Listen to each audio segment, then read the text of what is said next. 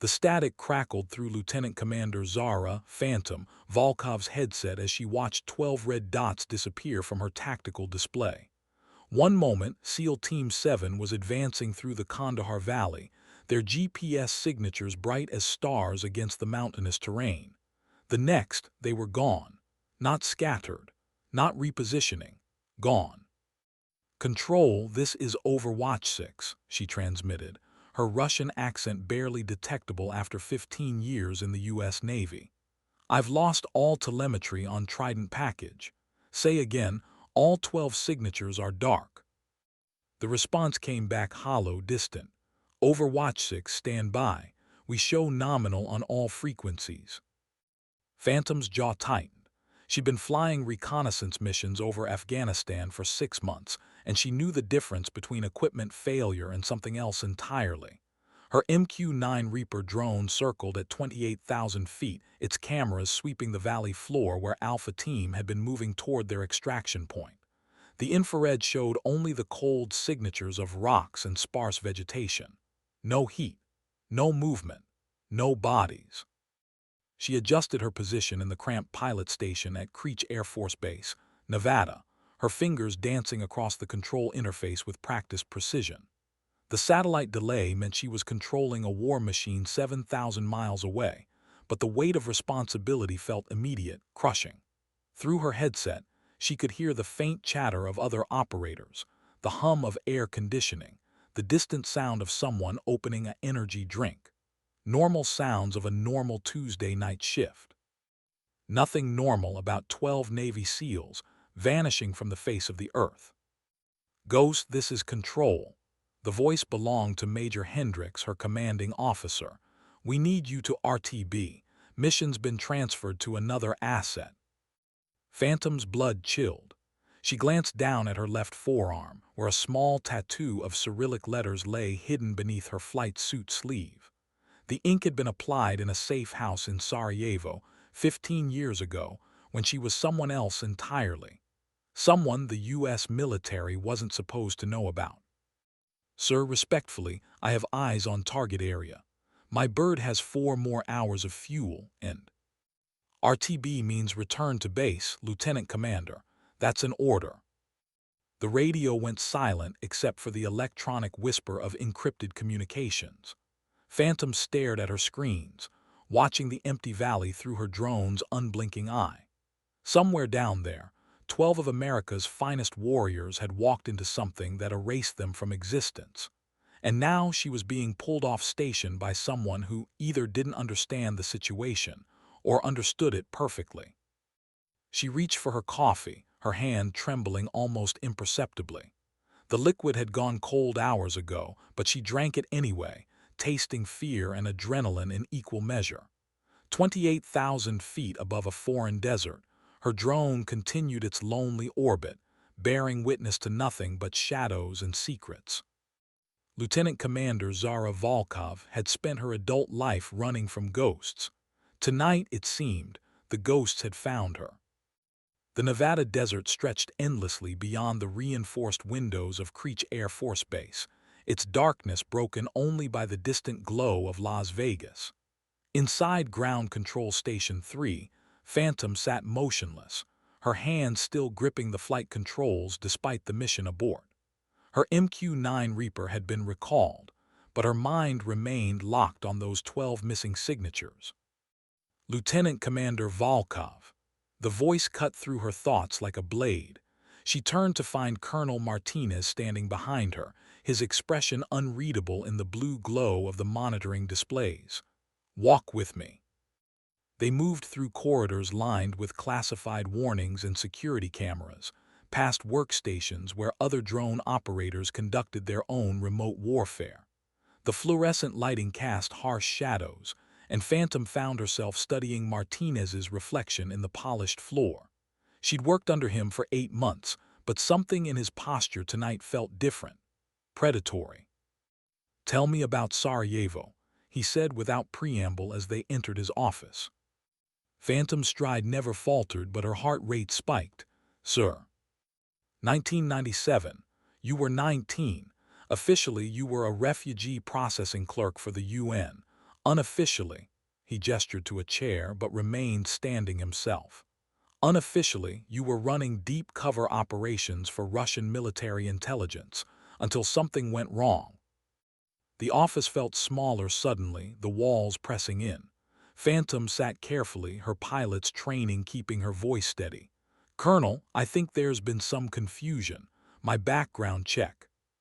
Your background check was perfect. Too perfect. Martinez opened a manila folder, its contents hidden from her view. Zara Volkov died in a car bombing in Belgrade, March 15, 1998. Except here you are, 15 years later, flying million-dollar aircraft for the United States military. Outside, she could hear the distant rumble of an F-16 taking off from Nelly's. The sound reminded her of other jets, other runways, other lives she'd lived and abandoned. She thought of the SEAL team, vanished into the Hindu Kush like smoke, and wondered if this conversation was connected to their disappearance. The woman who took Zara Volkov's identity, Martinez continued, was a Soviet asset named Katerina Kozlova. She had very specific skills, languages, electronics, the ability to make people disappear. Phantom's left hand moved unconsciously to her forearm, pressing against the hidden tattoo. The Cyrillic letters spelled out a phrase that roughly translated to "the dead remember everything." It had been her handler's favorite saying, back when she believed in causes and countries and ideologies that seemed as distant now as childhood dreams. "What do you want, Colonel?" Martinez smiled, but there was no warmth in it. "I want you to be Katerina Kozlova again, just for one night." The air conditioning cycled on, filling the silence with white noise. Through the office window, Phantom could see the lights of other GCS stations, where operators guided their mechanical angels through foreign skis. She thought of the missing SEALs, of the empty valley, of the life she'd built from the ashes of a Russian spy's burned identity. "And if I refuse?" "Then 12 good men die in a cave somewhere in Afghanistan. And the woman calling herself Zara Volkov disappears just as thoroughly as the woman who was Katerina Kozlova." The clock on Martinez's desk ticked steadily, marking time in a world where the past never stayed buried and the dead never stayed dead. The briefing room smelled of stale coffee and tension. Martinez had assembled a team of faces Phantom didn't recognize, intelligence analysts with dead eyes and operators whose unit patches had been carefully removed. At the head of the table, a projection screen displayed satellite imagery of the Kandahar Valley, the same terrain where SEAL Team 7 had vanished 6 hours earlier. "Ladies and gentlemen, meet Katerina Kozlova," Martinez announced, gesturing toward Phantom. The assembled personnel showed no reaction, their expressions professionally neutral. "Some of you may know her as Lieutenant Commander Volkov. Tonight, she's going to help us understand why 12 Navy SEALs walked into what appears to be a black site operation." A woman with prematurely gray hair leaned forward. Her name tag read Chen, NSA, but Phantom doubted that was her real name or organization. "The intercepts we've been monitoring suggest Russian involvement, specifically a cell that's been dormant since the late 90s. Phantom's blood chilled. She knew which cell Chen meant, the same unit that had recruited a 19-year-old refugee named Katerina 15 years ago. The same unit that had tried to kill her when she'd attempted to defect. "What makes you think they're operational again?" Phantom asked, her voice carefully modulated. Chen slid a photograph across the table. It showed a man in his 50s, beard streaked with gray, eyes like winter ice. Phantom recognized him immediately, though she kept her expression blank. Dmitry Volkov, no relation, despite the shared surname she'd adopted, her former handler, the man who'd taught her to kill with her bare hands and disappear into crowds like smoke. "Dmitry Volkov surfaced in Kabul 3 days ago," Chen continued.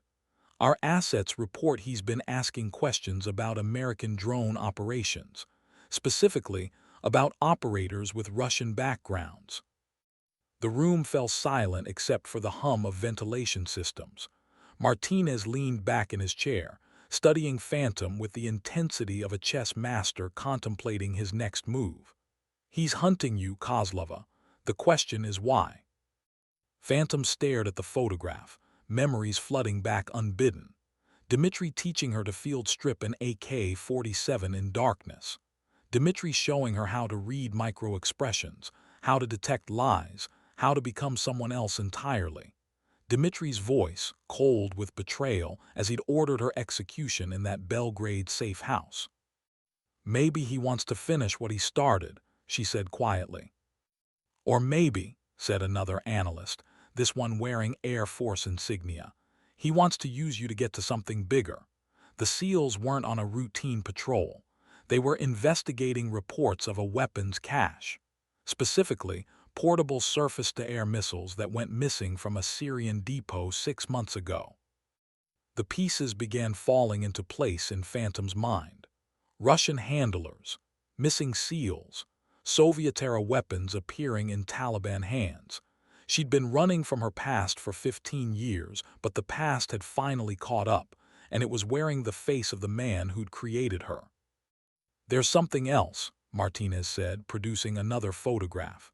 This one showed a cave entrance, partially concealed by camouflage netting. "We think we know where your team is being held, but it's a trap, obviously.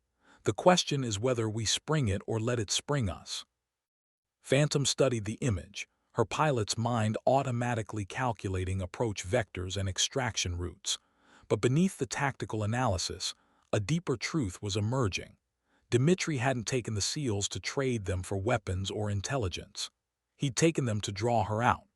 15 years of careful hiding, of building a new life, of believing she'd escaped the labyrinth of her former existence, all of it had been an illusion.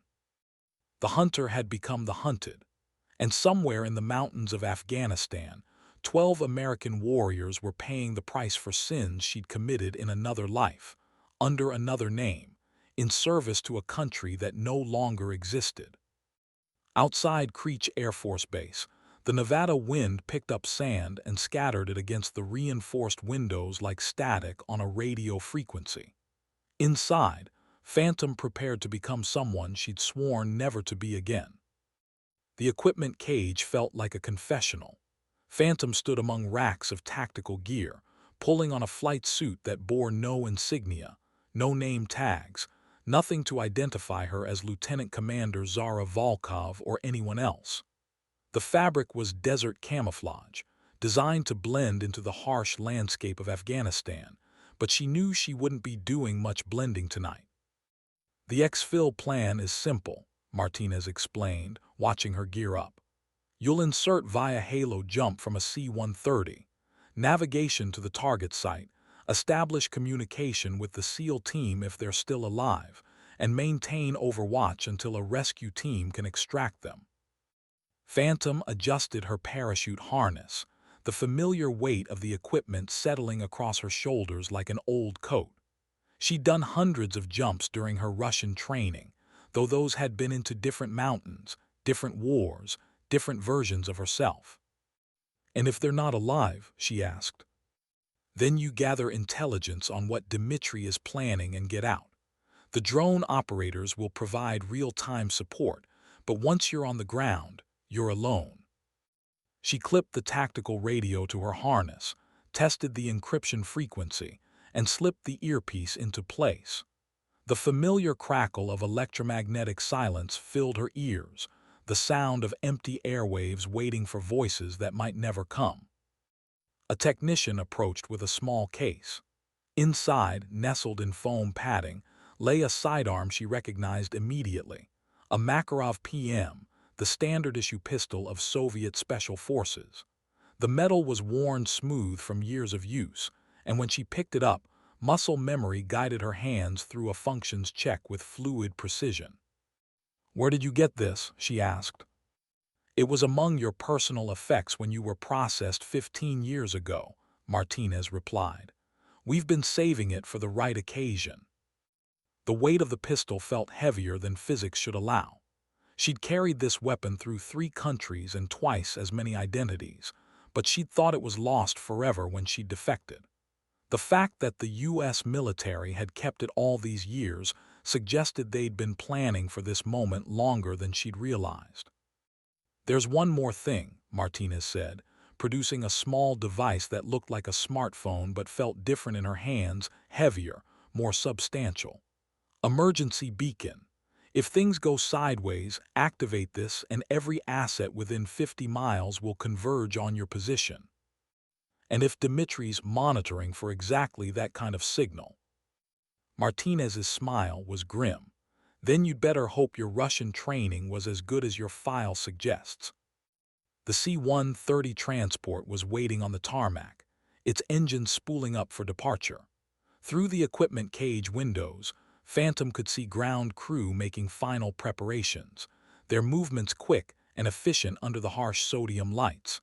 In a few hours, she'd be falling through darkness toward mountains that held the ghosts of her past and the lives of 12 American soldiers. She holstered the Makarov and checked her gear one final time. Parachute, radio, beacon, medical kit, and something else, a small photograph she'd carried for 15 years, showing a younger version of herself standing beside a man in a Soviet uniform. Her father, Major Alexei Kozlov, who died believing his daughter was serving the motherland with honor. The irony wasn't lost on her. Tonight, for the first time since his death, she might actually be doing something he'd be proud of, even if she had to become a ghost to do it. The turbine whine of the C-130's engines filled the cargo bay as Phantom made her final equipment checks. The aircraft had been flying for 3 hours, crossing the dark expanse of the Arabian Peninsula toward the mountains of Afghanistan. Around her, 4 other operators sat in silence, their faces hidden behind tactical masks. Martinez hadn't told her who they were or what their mission parameters included beyond support as needed.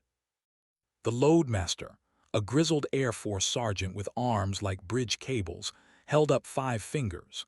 5 minutes to drop zone.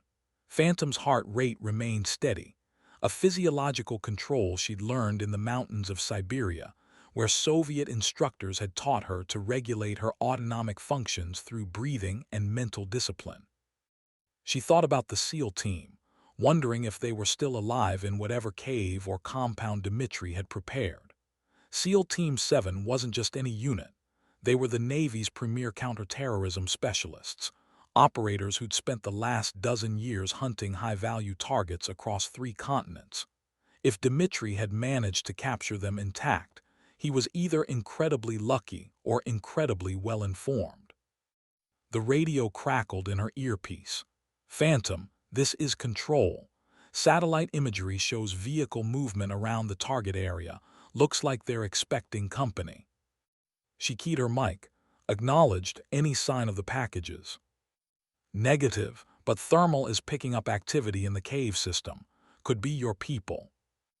The loadmaster was down to 2 fingers now. Phantom moved to the jump door, where cold air rushed in through the partially opened ramp. 25,000 feet below, the Hindu Kush Mountains stretched endlessly, their peaks like broken teeth against the star-filled sky. She jumped into these same mountains 15 years ago on a different mission, serving different masters, believing in different truths. "1 minute," the loadmaster called out. Phantom checked her altimeter and GPS unit. The drop zone was a flat area 3 kilometers from the target cave, far enough to avoid detection, but close enough for her to reach the site before dawn. The other operators would be inserting at different locations, establishing a perimeter and support network she wouldn't be able to see but would hopefully feel. 30 seconds. She pulled her night vision goggles down and activated them, turning the world into green-tinted clarity. The jump light shifted from red to yellow, and she felt the familiar calm that came before action. This was the moment when thinking stopped and training took over, when the careful construct of Lieutenant Commander Zara Volkov fell away and something more primal emerged. The light went green. Phantom threw herself into the void, feeling the familiar shock of cold air and sudden acceleration. The C-130 disappeared above her as she fell through the darkness, her body automatically assuming the stable spread position that would carry her safely to Earth. Through her night vision, she could see the mountains rushing up to meet her, their jagged silhouettes beautiful and terrible in equal measure. At 15,000 feet, she pulled her ripcord and felt the reassuring jerk of the parachute deploying. The world slowed, becoming peaceful in the way that only high-altitude jumps could provide. For a few moments, suspended between heaven and earth, she was neither Katerina Kozlova nor Zara Volkov.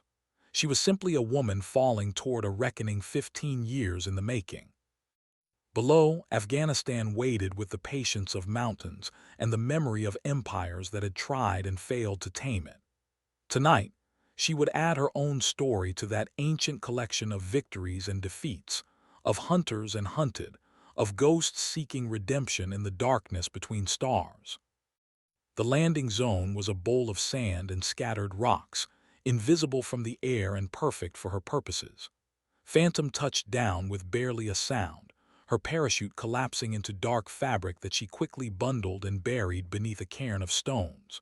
The silence of the Afghan night enveloped her, a profound quiet broken only by the distant whisper of wind through mountain passes. She activated her night vision and conducted a tactical assessment of her surroundings. The target cave lay 2.7 kilometers to the northeast, according to her GPS. The terrain between her position and the objective was rough but navigable, offering numerous concealment opportunities among the rocky outcroppings and dried streambeds that scarred the landscape. Moving with the fluid economy of someone trained in multiple military traditions, Phantom began her approach. Each step was calculated, each pause deliberate. The Makarov rode securely in its holster, while her tactical knife remained easily accessible on her vest. She'd added a few items of her own to the standard loadout: lock picks, a fiber-optic scope, and a small explosive charge that wasn't on any inventory list. "Control, this is Phantom," she whispered into her throat mic. "On the ground and moving to target." "Copy, Phantom. Drone assets show 2 sentries on the ridgeline above the cave. Recommend approach from the western slope." She adjusted her route accordingly, using the terrain to mask her movement from the elevated observation posts. The western approach would add 20 minutes to her infiltration, but it would also keep her in the shadows cast by the mountain peaks. In her former life, Dmitri had taught her that patience was the deadliest weapon in any arsenal. Tonight, she hoped he'd forgotten his own lessons. The cave entrance appeared gradually as she crested a low ridge, its mouth partially concealed by camouflage netting and natural rock formations. Through her night vision, she could see the heat signatures of at least 6 individuals moving around the perimeter. Too many for a simple holding operation, which meant Dmitri was either expecting a rescue attempt or planning something more elaborate. She settled into a hide position behind a cluster of boulders and began her surveillance. The cave was larger than the satellite images had suggested, with multiple entrances and what appeared to be a vehicle tunnel large enough for trucks. This wasn't a temporary facility. It was a permanent installation that had taken months to prepare. Her radio crackled softly. "Phantom, this is Overwatch 7. I have eyes on your position. The thermal signature inside the cave is consistent with 12 individuals in the main chamber, plus approximately 8 more in scattered positions throughout the complex." 12 individuals. The SEAL team, still alive or at least still generating body heat. Relief flooded through her, followed immediately by tactical analysis. 20 total hostiles, hardened position, unknown weapons and defensive measures. The kind of odds that required either overwhelming force or surgical precision. She was about to key her radio when movement caught her attention. A figure emerged from the cave mouth, tall, bearded, moving with the confident stride of someone who owned the night. Even at distance, even through night vision optics, she recognized the silhouette immediately. Dmitri Volkov, her creator, her nemesis. The man who'd taught her everything she knew about killing and surviving, and who tried to kill her when she'd chosen survival over ideology. He paused at the cave entrance, scanning the surrounding mountains with practiced eyes. For a moment, Phantom had the strange sensation that he was looking directly at her, that somehow across 700 meters of darkness and stone he could sense her presence. Then he spoke, his voice carrying clearly in the thin mountain air. "Katerina," he called out in Russian, "I know you're out there. Come home, little ghost. We have so much to discuss." The mountain silence returned, but now it felt different, heavier, like the quiet before an avalanche when the entire world holds its breath and waits for the first stone to fall. The waiting was always the hardest part. Phantom remained motionless in her hide, watching Dimitri's silhouette against the cave mouth while her mind raced through tactical options. He knew she was here, which meant the entire operation had been compromised from the beginning. The question was whether he knew she was here alone or if he suspected a larger force. Through her scope, she watched him light a cigarette, the brief flare of the match illuminating features that hadn't aged as gracefully as she'd remembered. Dmitri Volkov was 53 now, his beard more gray than black, his shoulders carrying the weight of too many dark operations. But his eyes, even at this distance, she could see they still held the same cold intelligence that had terrified Soviet trainees and American agents alike. "Control, this is Phantom," she whispered into her throat mic. "Target 1 is mobile at the entrance. Request immediate tactical assessment of compound interior." "Stand by, Phantom." The voice belonged to someone she didn't recognize, probably a specialist brought in for this specific operation. "Drone assets indicate the 12 heat signatures in the main chamber are stationary, could be restrained or," the voice trailed off diplomatically, "or dead." She understood the implication. SEALs didn't sit still unless they were forced to, and forcing a SEAL team to remain stationary required either overwhelming firepower or permanent solutions. The thought of 12 American warriors executed in a cave because of her past mistakes made her grip the Makarov tighter. Movement from the cave caught her attention. 2 figures emerged, carrying what appeared to be electronic equipment. They began setting up some kind of array 50 meters from the entrance, too far for her to identify clearly, but the configuration looked familiar. Signal intercept gear, probably Russian-made, designed to monitor communications traffic. Her radio crackled again. "All stations, this is Control.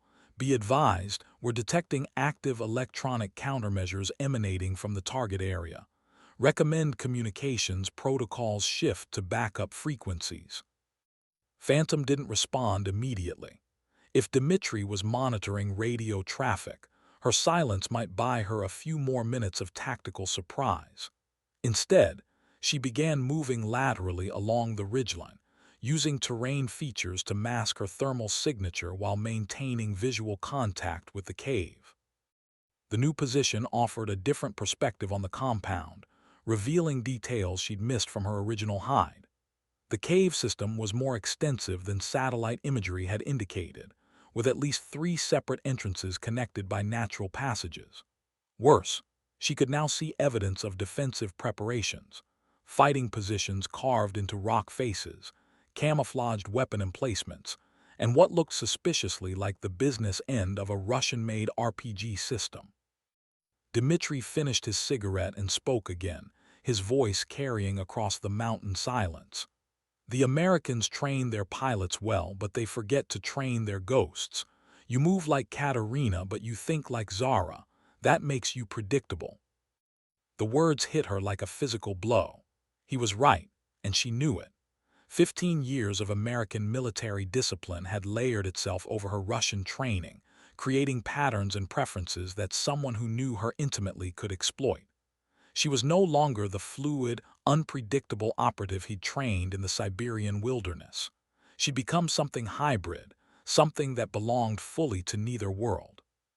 But maybe that was her advantage. Dmitri expected either the cold efficiency of Katerina Kozlova or the technological superiority of Lieutenant Commander Volkov. He wasn't prepared for something that combined both traditions while belonging completely to neither. She activated her backup radio frequency and keyed the mic once, a brief burst of static that would tell her handlers she was alive and mobile. Then she began moving again, this time not toward the cave but away from it, circling wide to approach from an angle Dmitri wouldn't expect. The hunter was about to become the hunted, but first she had to determine if there was anything left to hunt for. The goat path was treacherous in the darkness, barely wide enough for her boots and slick with dew that had frozen into invisible patches of ice. Phantom moved with the careful precision of someone who understood that a single misstep would send her tumbling into a ravine that existed somewhere in the darkness below.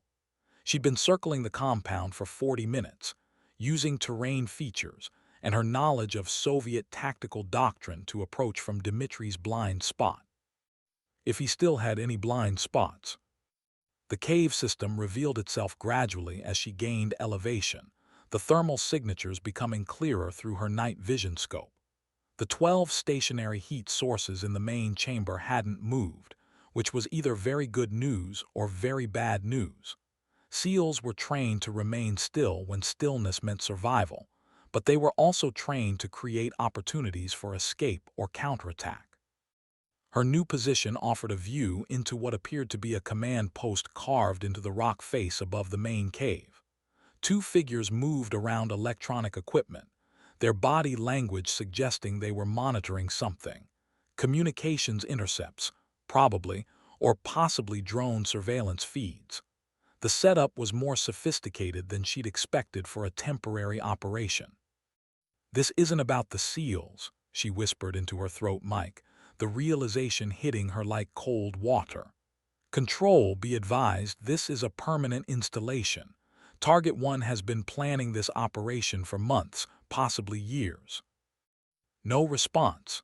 Either her signal wasn't getting through, or Control was maintaining radio silence to avoid compromising her position. Either way, she was truly alone now, suspended between earth and sky on a mountain that had witnessed the death of empires. Movement below caught her attention. A vehicle was approaching the compound, a modified Land Cruiser with what looked like communications equipment mounted on its roof. The truck stopped near the cave entrance, and 4 figures climbed out, moving with the disciplined efficiency of military personnel. Through her scope, Phantom watched Dmitri emerge from the cave to greet the new arrivals. The conversation was brief, conducted in what appeared to be Russian, though she was too far away to make out specific words.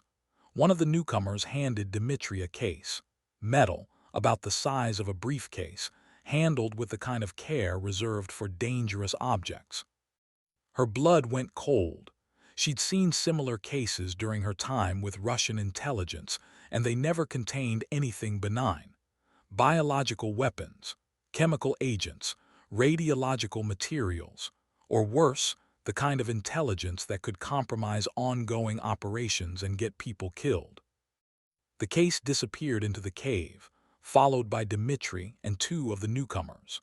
The remaining figures took up defensive positions around the compound perimeter, their movements suggesting professional military training. Not Taliban fighters or local militia, these were operators, probably Spetsnaz or Russian military intelligence. The scope of the operation was becoming clear, and it was far larger than a simple prisoner exchange or intelligence-gathering mission. Dmitri hadn't taken the SEAL team to draw her out. He'd taken them to create a crisis that would require a specific type of response. The kind of response that would reveal American capabilities, procedures, and personnel. She was the intelligence he was really after. Everything else was window dressing. The realization should have terrified her, but instead it brought a strange kind of clarity. For 15 years, she'd been running from a past that refused to stay buried. Tonight, she could finally stop running. Tonight, she could end the game Dmitri had started in a Sarajevo safe house when the world was younger and the Cold War felt like ancient history. But first, she had to keep 12 American warriors from becoming casualties in a conflict that had begun before they were born. Phantom began her descent toward the cave system, moving with the fluid precision of someone who had finally stopped fighting against her nature and started fighting with it. The mountain seemed to approve, offering her shadows and silence in equal measure. The access tunnel was a fissure in the rock face, barely wide enough for a human body and invisible unless you knew exactly where to look. Phantom had found it during her reconnaissance sweep, recognizing the type of natural formation that Soviet engineers had favored for concealed entrances during the Afghan War. Dmitri was using the same playbook he'd learned 30 years ago, which meant she could anticipate his defensive preparations. She squeezed through the opening, feeling rock scrape against her tactical vest as she wormed deeper into the mountain. The tunnel angled downward, following a natural fault line that would eventually connect with the main cave system. Her night vision showed smooth stone worn by centuries of water flow, now dry except for the occasional drip of condensation that echoed in the darkness like a geological heartbeat. After 20 meters, the tunnel opened into a natural chamber barely large enough for her to stand upright. She could hear voices now, muffled by rock and distance but unmistakably human. Russian voices, speaking in the clipped cadences of military professionals. She activated the fiber-optic scope she'd added to her equipment load, threading the tiny camera through a crack in the chamber wall. The view revealed the main cave, larger than she'd imagined and brightly lit by portable LED arrays. The 12 SEAL team members were there, alive, conscious and bound with military-grade restraints to steel chairs that had been bolted into the rock floor. They showed signs of rough handling but appeared uninjured, which meant Dmitri wanted them intact for interrogation or exchange. 3 Russian operatives moved around the prisoners, checking bonds and monitoring vital signs with medical equipment. Professional work, designed to keep the Americans healthy while extracting maximum psychological pressure. In the background, she could see the case that had arrived with the reinforcements, now open to reveal what appeared to be computer equipment. Dmitri stood near the case, speaking with a woman in Russian military fatigues. Phantom couldn't make out the words, but their body language suggested disagreement about something fundamental. The woman gestured toward the prisoners, while Dmitri pointed toward the cave entrance, toward the outside world where Phantom was presumably lurking. She withdrew the scope and considered her options. 12 hostages, at least 6 guards, unknown defensive measures, and a command structure that was clearly expecting her arrival. Direct assault was suicide. Negotiation was pointless. But there was a third option, one that would require her to become Katerina Kozlova completely for the first time in 15 years. She could give Dmitri exactly what he wanted, herself. The plan formed in her mind with brutal clarity. Dmitri needed her alive, her knowledge, her access codes, her insight into American drone operations. The SEALs were leverage, nothing more. If she could convince him that she was willing to trade herself for their freedom, he might lower his guard enough for her to act. It was a terrible plan with a low probability of success and a high probability of getting everyone killed. But it was also the only plan that didn't require her to wait for a rescue force that might never arrive. She began moving deeper into the tunnel system, following passages that led toward the main chamber. Behind her, the mountain settled with small sounds of shifting stone, as if the earth itself were holding its breath. Ahead, somewhere in the darkness, 12 American warriors waited for someone to remember that no one gets left behind. The choice was simple, even if the execution would be anything but. Lieutenant Commander Zara Volkov was about to die. What emerged from the mountains of Afghanistan would be something else entirely, something forged from the intersection of loyalty and betrayal, of past sins and present responsibilities. Something that Dmitri Volkov would never see coming. The service tunnel ended at a steel grate that had been installed decades ago, probably during the Soviet occupation. Phantom could see through the metal bars into the main chamber, where the drama was unfolding according to Dmitri's carefully orchestrated script. The bound SEALs sat in rigid silence, their eyes alert despite their circumstances. These were warriors who'd survived the worst combat environments on Earth. They weren't going to break under psychological pressure from a former KGB operative. She tested the grate's mounting points and found them solid but not impossible. Given time and the right tools, she could remove it quietly. But time was something she didn't have, and the noise would alert every hostile in the cave system. Instead, she withdrew from the grate and continued through the tunnel network, mapping the cave system in her mind and looking for alternative approaches. The mountain had been carved by centuries of water flow, creating a maze of passages that connected in ways satellite imagery couldn't reveal. Somewhere in this network was a route that would let her reach the main chamber without detection. 20 minutes of careful exploration brought her to what she'd been looking for, a natural chimney that rose vertically through the rock, connecting the lower tunnels with an opening near the cave's command post.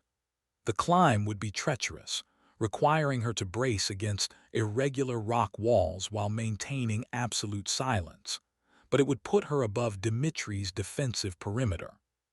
She began the ascent, using fingertips and boot edges to find purchase on stone that crumbled at the slightest pressure.